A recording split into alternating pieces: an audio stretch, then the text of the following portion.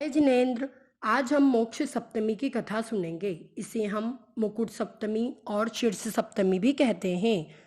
भरत क्षेत्र के जम्बूद्वीप में कुरुंजालय देश में हस्तिनापुर नाम के नगर में राजा विजयसेन अपनी रानी विजयावती और दोनों पुत्रियां मुकुट केसरी तथा विधि केसरी के साथ राज्य करते थे। दोनों पुत्रियों में घनिष्ठ प्रेम था। पिता ने दोनों पुत्रियों की शादी अयोध्या के राजाओं से करवा दी थी। दोनों पुत्रियां थोड़े समय पश्चात हस्तिनापुर आई। वहां उन्होंने अवधिज्ञानी मुनिराज, बुद्धि सागर जी तथा सुबुद्धि सागर जी मुनिराज के दर्शन किए। फिर राजा ने मुनिराज से अपनी दोनों पुत्रियों के बारे में पूछा कि इन दोनों में आखिर इतना प्रेम क्यों है।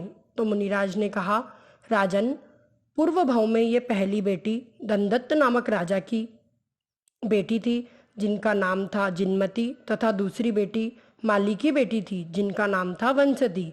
ये दोनों पक्की सहेलियां थी। इन दोनों ने साथ में ही मुकुट सप्तमी का व्रत किया था।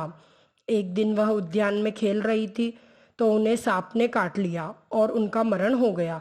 मरण करते समय दोनों ने नमोकार मंत्र का पाठ किया, जिसके कारण वह स्वर्ग में देव हुई। वहां की आयु पूर्ण करने के पश्चात उन दोनों ने आपके घर जन्म लिया है। पहले से ही उनका एक दूसरे पर बहुत प्रेम था।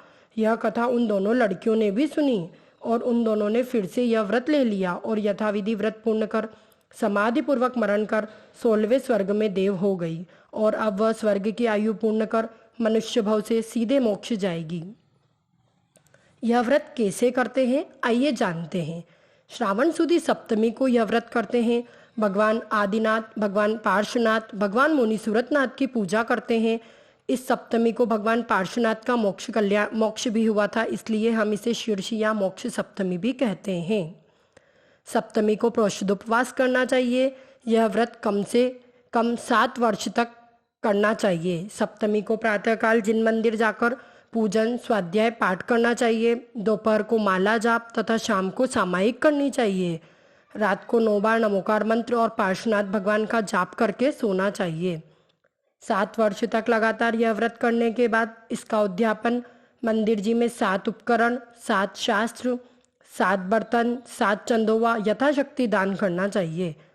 मुनिराज को आहार कराकर यह उद्यापन श्रावण सुदी अष्टमी को करना चाहिए। जय जिनेन्द्र।